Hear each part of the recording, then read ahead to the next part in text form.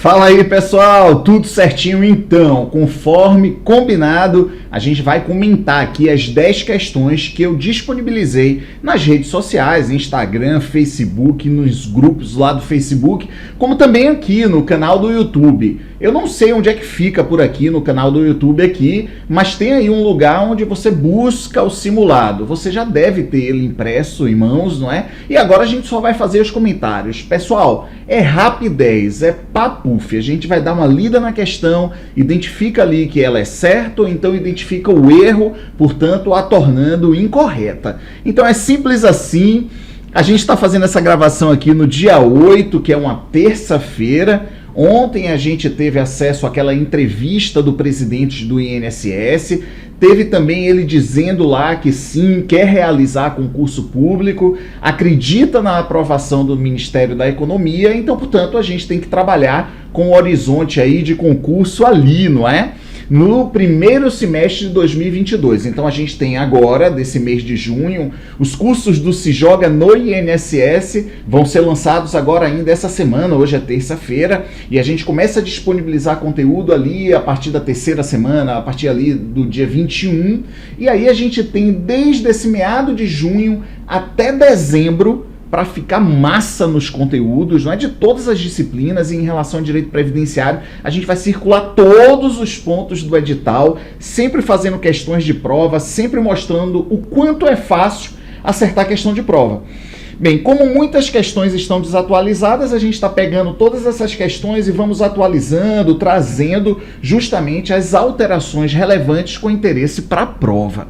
É simples assim, é numa pegada bem direcionada de estudar o conteúdo programático e responder questões, tentando ali antever quais são as possibilidades da banca. Eu vou estar lançando uma cacetada de pequenos projetos também pelas minhas redes sociais, sempre com dicas. Por exemplo, a gente vai começar agora um projeto chamado Caiu no INSS, para que eventualmente alguém perca o medo. A gente vai lá transcrever a questão que foi cobrada e meio que perguntar como é que você pode errar uma questão dessa. Aí a gente vai dar uma carimbada com o nosso carimbinho Siri na lata. Então esse é um próximo projeto que a gente vai fazer. Fora isso, a gente também vai ter alguns encontros ao vivo, vamos fazer um encontro de quiz, onde eu vou selecionar ali 10 perguntas e eu faço a pergunta e ao vivo você participa para saber se você está internalizando a matéria, está percebendo as alterações, e aí a gente vai nessa pegada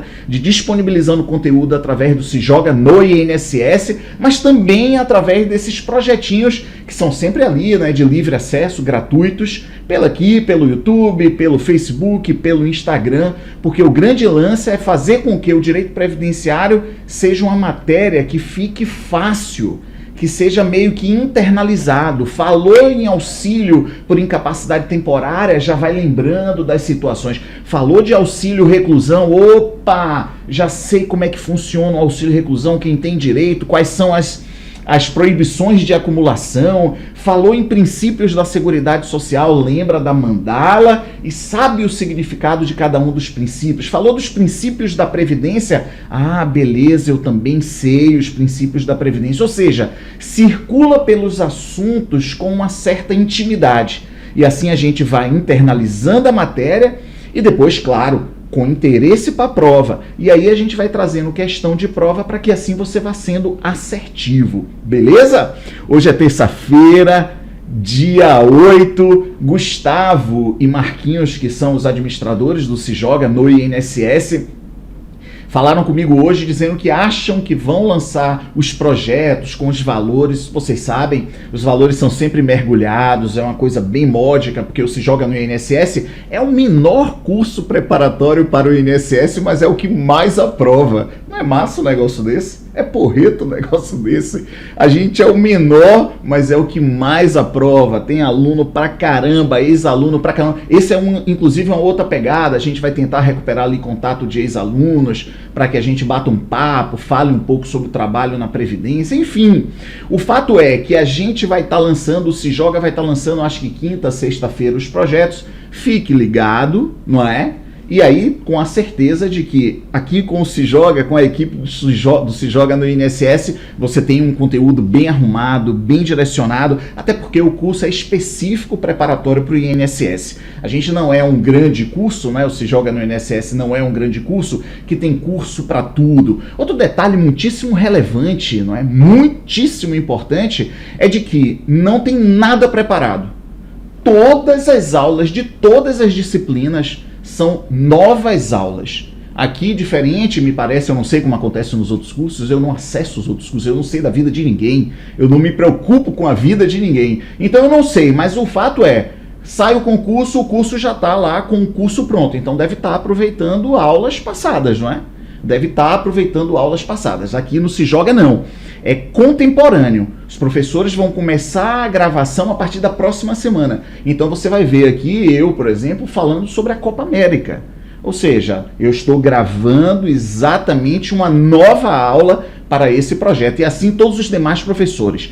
Ítalo, mas Marcos Luciano de raciocínio lógico não poderia aproveitar as aulas dele? Não, também não, ainda que raciocínio lógico não mude, mas eventualmente tem uma nova prova que aconteceu, é uma nova pegada, tem que se estudar melhor tal ponto, então, portanto, grava-se novamente todo o conteúdo. E assim com português, e assim com informática, que são matérias que não mudam, não é? E assim com constitucional, e com administrativo, e com regime jurídico único, e se cair licitações, ou seja, tudo é novo. Então você participando dos projetos com a gente, fazendo essa caminhada, vai ser justamente a segurança de que todo o conteúdo é um conteúdo novo, atualizado. Então é nessa pegada do conteúdo ser novo, atualizado, que a gente vai fazer isso aqui, ó. Se liga aqui. Vamos lá, vamos lá, vamos lá, vamos lá. Vamos aqui fazer esse simulado 01. Quando eu imaginei esse simulado, não tinha nem saído notícia do presidente do INSS dizendo que sim, que quer fazer o concurso público e tal. Então vamos nessa, ó. Questão 01. Com a emenda constitucional 103, bem, todo mundo sabe que isso aqui diz respeito à reforma da Previdência que aconteceu ali em novembro de 2019. De novembro de 2019 para cá, alteração pra cacete na legislação previdenciária, inclusive anterior a 2019. Tiveram muitas alterações e tudo isso vai ser devidamente comentado. Então vamos lá. Com a reforma da Previdência, o princípio da universalidade e cobertura do atendimento foi modificado, incluindo a necessidade de haver lançamentos contábeis específicos para cada área da Seguridade Social, discriminando, portanto, as receitas e despesas de cada uma das áreas da Seguridade Social. Saúde, assistência, previdência. Bem, verdadeiro ou falso essa assertiva? Verdadeiro ou falso? Verdadeiro ou falso? Falso! O Ítalo, falso por quê? Porque não foi esse princípio aqui que foi modificado, e sim o princípio da diversidade da base de financiamento. Quem já foi meu aluno sabe que a gente apresenta isso aqui através da mandala dos princípios. Então, o princípio da diversidade da base de financiamento é de que foi modificado. Na verdade, agregou-se maior definição a ele. Manteve-se ali diversidade da base de financiamento, ou seja, a Seguridade Social é a ação por demais importante para ficar à mercê de uma única fonte pagadora. É isso aí que tem. É isso o grande lance que tem por trás desse princípio. Por isso que várias contribuições, até mesmo contribuições indiretas, não é? Tributos indiretos através de orçamento, vão financiar a Seguridade Social. Mas aí veio a reforma e disse o seguinte, olha, diversidade da base de financiamento, e agora foi mais descritiva, dizendo que, olha, vai haver necessidade de lançamentos contábeis específicos para cada área, saúde, previdência e assistência, discriminando ali os valores das receitas e despesas. E por que isso foi posto? Porque, eu não sei se vocês acompanham, mas tem aquela discussão, não é, que é infinita, de que se a Previdência é superavitária ou deficitária, se a Seguridade Social é superavitária ou deficitária, então, portanto, agora a gente vai olhar cada uma das ações, especificamente suas receitas e despesas, e agora a gente pode saber se a Previdência é superavitária ou deficitária, a saúde, se é superavitária ou deficitária, a assistência, da mesma forma. Beleza? Então, portanto, olha, é o princípio da diversidade da base de financiamento. Vamos lá na questão número 2, vamos nessa? Diz assim, Pedro acaba de completar exatos 15 anos de trabalho numa mina subterrânea ali, abrindo buraco, na exploração de cobre no interior da Bahia, na cidade de Pilar. E já possui 53 anos de idade. Nessas condições, ele já tem direito de se aposentar de forma especial, aposentadoria especial. E aí, o que é que você acha? Aí, Ítalo, peraí, eu deixei de estudar direito previdenciário faz um tempo, mas eu lembro que quando você apresentava esse assunto, você fazia mais ou menos isso aqui. Só um instante que eu vou incluir aqui um slide rápido. É rápido. Então vamos lá, rapidinho, olha só. Ítalo, eu lembro que a aposentadoria especial era justamente aquele benefício que ia fazer frente ao quê? Ao trabalhador que trabalha exposto a agentes nocivos, correto? Correto. Então é assim, o cara não vai ser exigido do cara um tempo de contribuição ou idade parecida com um trabalhador que trabalha num escritório, não é, de advocacia, no ar-condicionado. O cara trabalha numa mina subterrânea. Então, portanto, para esse cara será exigido um tempo reduzido de contribuição, 15 anos, 20 anos de tempo de contribuição ou 25 anos de tempo de contribuição. Como é que era antes? Antes da mudança da reforma da Previdência, era exatamente isso. O cara trabalhou 15 anos numa mina subterrânea na frente de serviço, aposentava. Então ele começou com 18 anos, 18 mais 15, 33 anos de idade, já podia aposentar, homem ou mulher. Era assim. Então antes era exatamente isso aqui. Tinha a idade mínima? Tinha a idade mínima como requisito? Não. Não havia o requisito. Só um instante. Não havia. Poxa, não está funcionando. Não havia o requisito, idade mínima, beleza? Só que depois da reforma, se ligue, da emenda 103 de novembro de 2019, continuaram os tempos reduzidos de contribuição, só que agora com idade mínima como requisito. Quais são as idades mínimas? 55 anos de idade. 58 anos de idade, 60 anos de idade, ou seja, há agora o requisito de idade mínima. Então, portanto, a questão, olha, ela é incorreta, porque diz que o cara completou 53 anos de idade somente e assim ele não terá direito, terá que esperar ainda completar 55 anos de idade após ter trabalhado numa mina subterrânea, pelo menos 15 anos de contribuição. Beleza? Vamos lá na questão número 3, vamos nessa? Em regra, o valor do benefício de aposentadoria corresponderá a 60% da média aritmética de todos os salários de contribuição, com acréscimo de 2 pontos percentuais para cada ano de contribuição que exceder 20 anos no caso do homem, 15 anos no caso da mulher. Isso é verdadeiro ou falso? Verdadeiríssimo.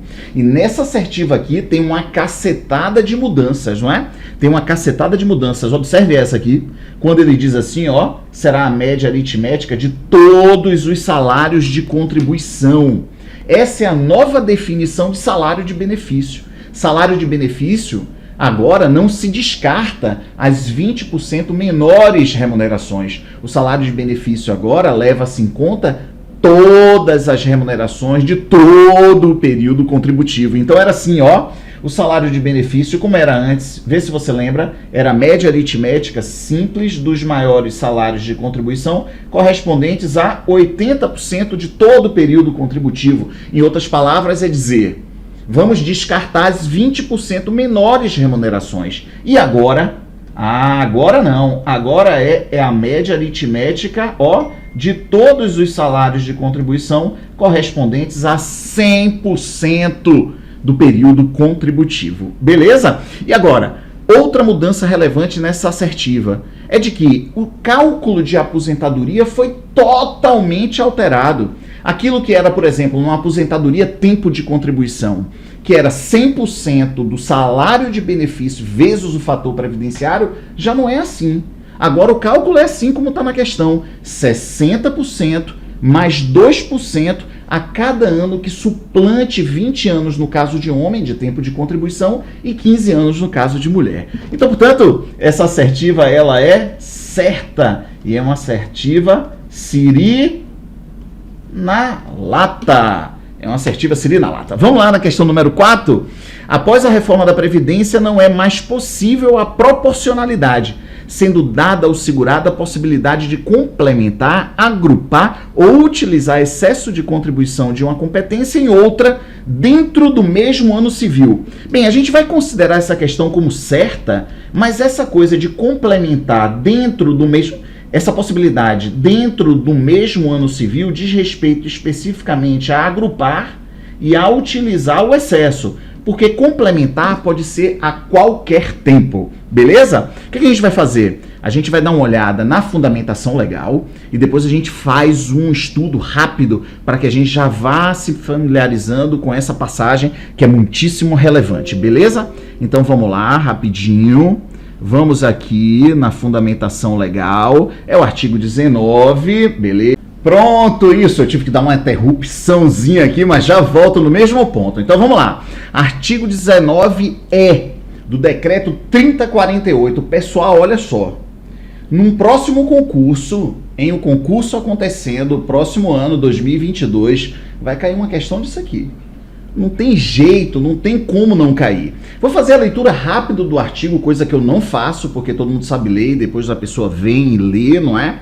Mas o fato é o seguinte, diz lá, a partir de 13 de novembro de 2019, para fins de aquisição, olha só, manutenção da qualidade, carência, tempo de contribuição, para cálculo de salário de benefício, porque o salário de benefício utiliza salário de contribuição, para contagem recíproca de tempo de serviço, de tempo de contribuição, somente serão consideradas as competências cujo valor de contribuição seja igual ou superior ao limite mínimo mensal do salário de contribuição. Então isso aqui, ó, deu uma marretada na proporcionalidade.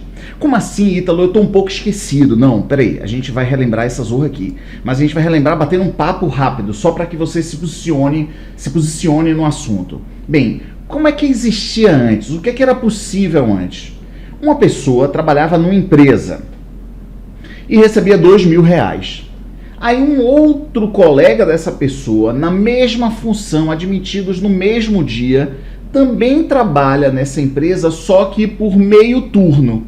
Ora, se uma pessoa que trabalha o turno inteiro, 2 turnos, ganha R$2.000, então uma pessoa que trabalha meio turno contratou com a empresa R$1.000.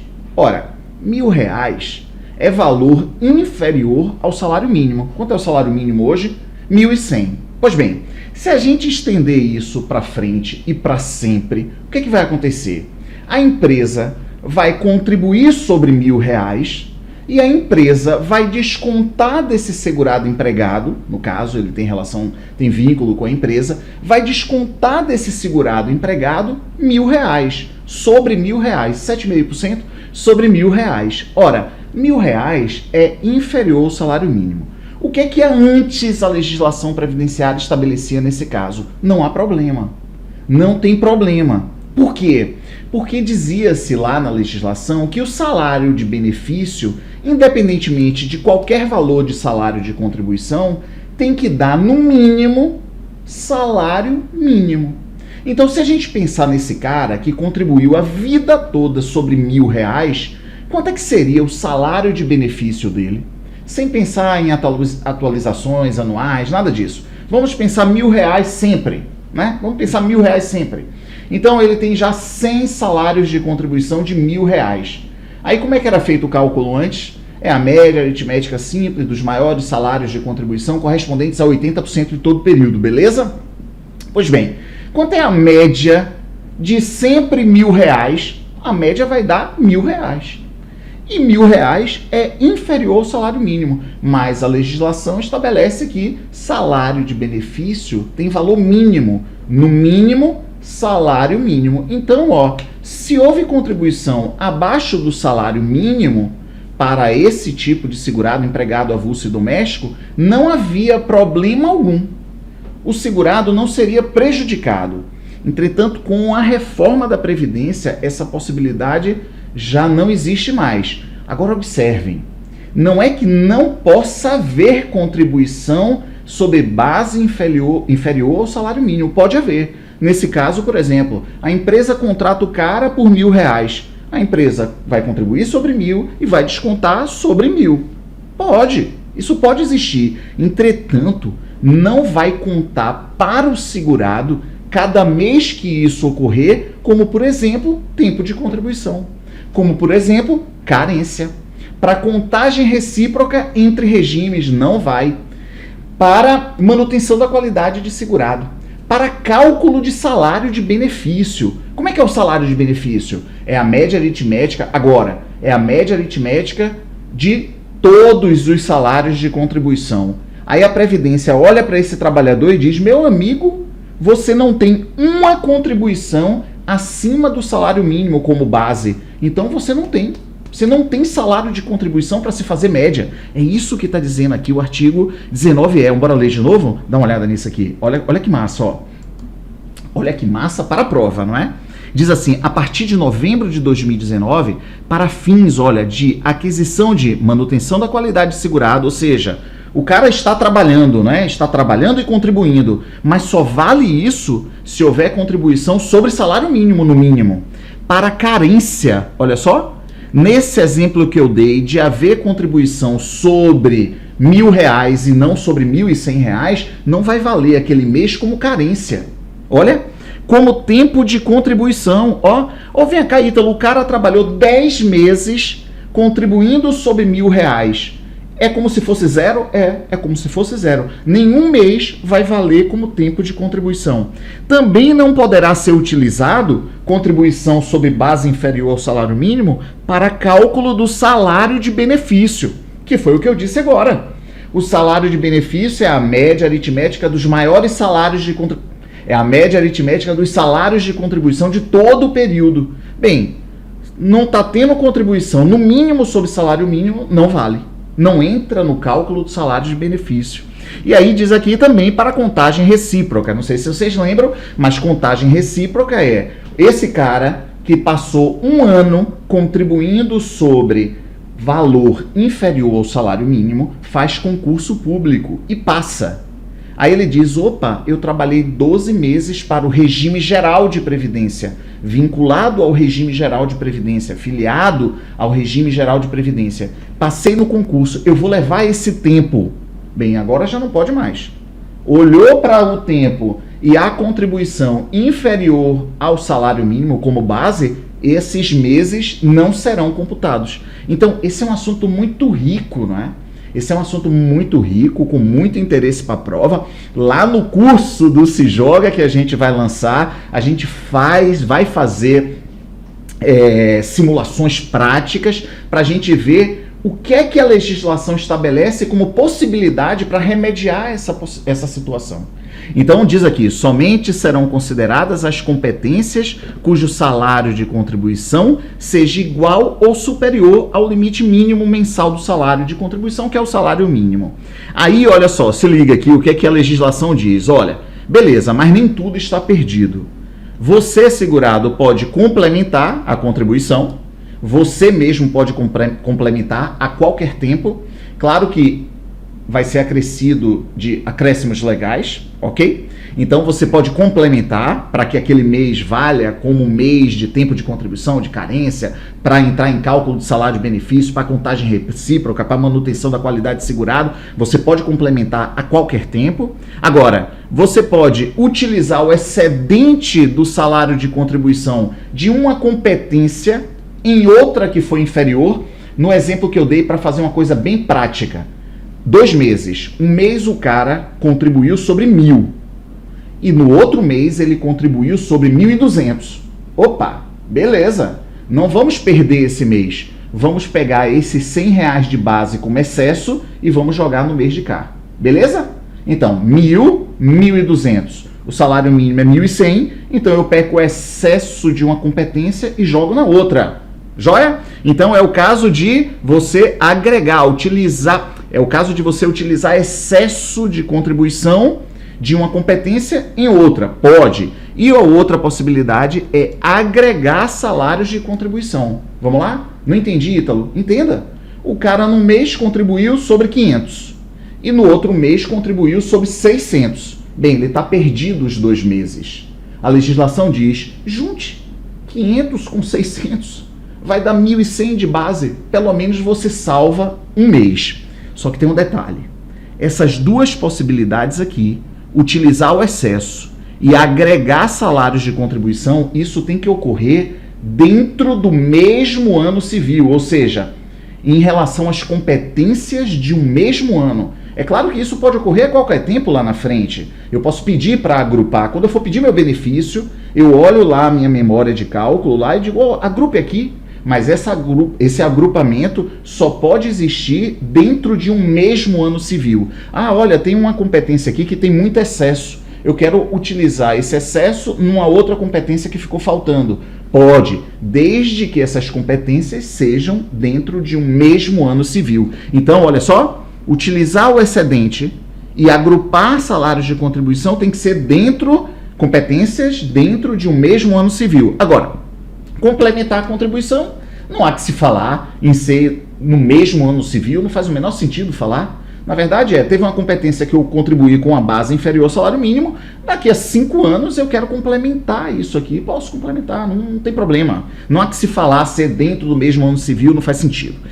Então vamos lá na nossa questão número 4. Eu queria fazer rápido esse negócio, mas acaba que eu não consigo, porque eu vou vendo partes importantes e não quero, deixar de falar. Mas enfim, após a reforma da Previdência, não é mais possível a proporcionalidade, beleza? Sendo dada ao segurado a possibilidade de complementar, joia, agrupar, joia, e utilizar excesso de contribuição de uma competência em outra, sendo que nesses últimos 2 casos, dentro do mesmo ano civil, as competências que estão sendo ali utilizadas. Beleza? Vamos lá na nossa questão número 5. Elvia, segurada do regime geral de previdência com deficiência leve, requereu o benefício aposentadoria por idade.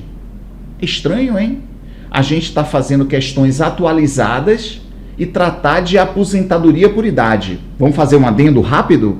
Bem, todo mundo acompanhou aí a reforma da Previdência e a gente tem na reforma da Previdência como algo que aconteceu de muitíssimo importante, que também tem interesse para a prova, é a extinção da aposentadoria tempo de contribuição, ou melhor, a fusão da aposentadoria tempo de contribuição com a aposentadoria por idade, gerando assim um novo benefício, a aposentadoria programada. Então, na minha regrinha do 4-3-2-1, que eram 4 aposentadorias, 3 auxílios, 2 salários e a pensão por morte, agora ela é a regrinha do 3-3-2-1. Tem 3 aposentadorias. A aposentadoria por idade e a aposentadoria tempo de contribuição, elas foram fundidas, não é? Houve a fusão e aí gerou a aposentadoria programada. Beleza. Mas a questão que é atual, eu fiz uma questão atual, eu trato aqui de aposentadoria por idade. É verdadeiro isso aqui, tá bom? Eu trato de aposentadoria por idade e não tá errado. Como assim, Ítalo? Tem ainda aposentadoria? Tem, sim. E não é só nesse caso. Então eu vou falar rapidamente esse caso, porque assim a gente responde rápido a questão. Para os segurados com deficiência, vocês lembram? Segurado com deficiência leve, média e grave. E aí eles têm direito a aposentar-se por tempo de contribuição que ainda acontece para eles, olha.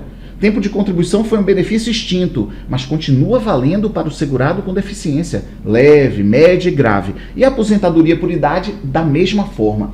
E mais do que isso, a forma de cálculo do benefício para esses segurados continua sendo a anterior. Lembra que uma questão aqui, a primeira ou a segunda, a gente falou que a forma de cálculo da aposentadoria é agora 60 mais 2% a cada ano que suplante, 20 anos homem, 15 anos mulher. Lembram disso? Que eu falei isso?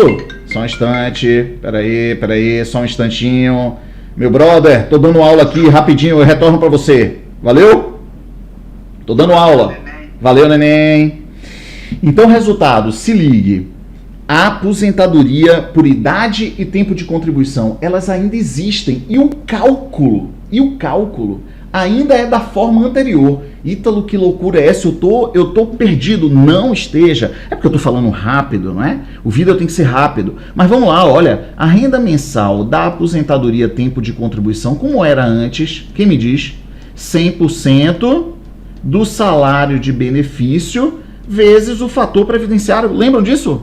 Como é que era a renda mensal do benefício aposentadoria por idade? 100%, opa, desculpem, 70% mais 1% a cada grupo de 12 vezes o salário de benefício. Lembram disso?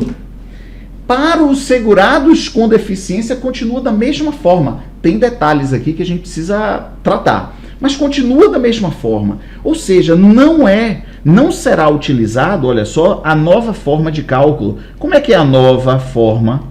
Como é que é a nova forma? Olha só, é o que a gente fez na questão número 2 aí, não foi? 60% mais 2% a cada grupo a cada ano que supere 20 anos no caso do homem, 15 anos no caso da mulher, vezes o salário de benefício novo.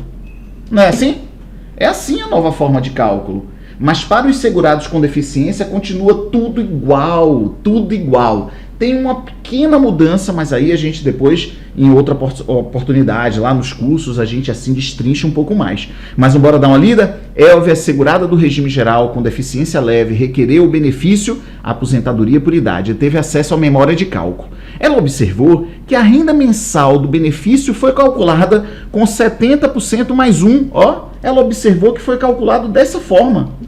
Ela falou, oh, meu Deus, eu conversei com o Ítalo falou que a forma de cálculo mudou. A forma de cálculo agora nova é essa. Não, mas ela tem deficiência. Elvia tem deficiência leve. Então, para os segurados com deficiência, nada mudou. Olha só. Então, a cada grupo de 12 contribuições do salário de benefício. Diante dessa situação, deve ter havido algum equívoco, pois, após a emenda constitucional 103, a emenda estabelece que a nova forma de cálculo é de 60% mais 2% a cada grupo de 12 contribuições. E aqui ainda está errado isso aqui, né? A cada grupo de 12 contribuições, não, né? A cada ano que suplante 20 anos de contribuição no caso do homem, 15 anos de contribuição no caso da mulher. Bem, a questão ela é falsa, porque quis levar aqui para que o aluno aqui, né, fale, ih, rapaz, nem existe mais esse 70% mais 1% a cada grupo de 12, porque a nova forma de cálculo é essa aqui. Para os segurados com deficiência, ó, para os segurados com deficiência, nada mudou. Ainda que tenha mudado umas coisinhas assim, pouquinhas, mas isso a gente discute numa próxima oportunidade lá no curso do Se Joga. Vamos lá na questão número 6. A questão número 6 é bem rápida, bem direta, porque diz respeito aos professores. Então, o que a gente tem após a reforma? O que a gente tem após a reforma? Que a aposentadoria, olha, programada, foi uma fusão, ó, da aposentadoria por idade com a aposentadoria por tempo de contribuição. Houve uma fusão e, portanto, saíram esses requisitos aqui agora, ó, 65 anos homem, 62 anos mulher, no caso do homem, 20 anos de tempo de contribuição para os filiados após, né? Mas vamos lá, 20 anos, 15 anos de tempo de contribuição à mulher. Esses são os requisitos, mas para professores, ó, que antes era menos 5 anos no tempo de contribuição, antes era assim, mas agora não, agora é menos 5 anos na idade. Para os professores é menos, olha só, 5 anos, ó, na idade.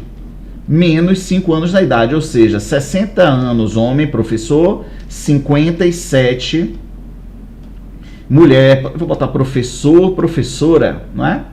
Professor, professora, beleza?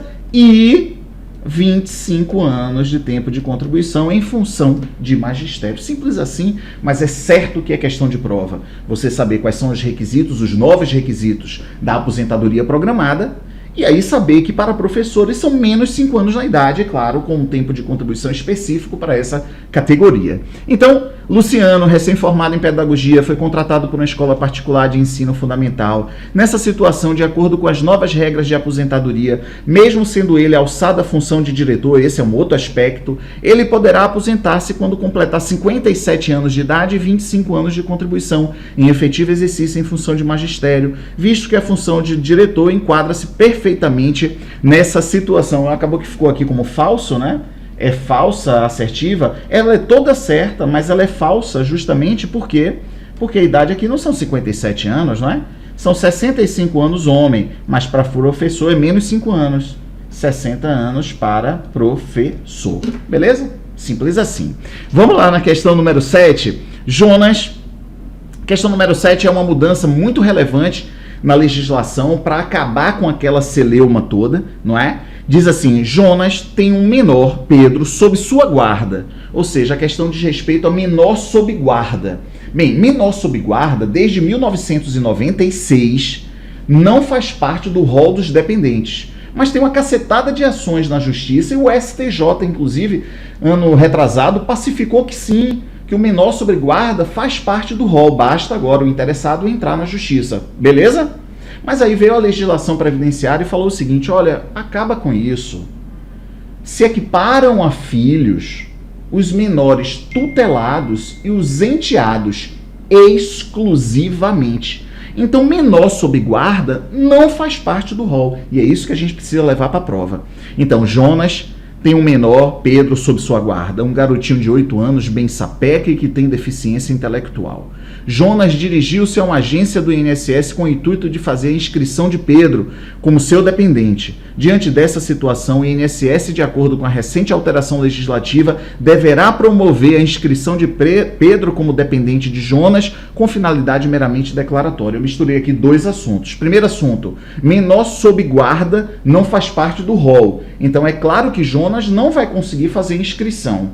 E segundo assunto relevante, a alteração. Inscrição de dependente, lembrem da regra de ouro que a gente tinha, não há inscrição de dependente com finalidade meramente declaratória.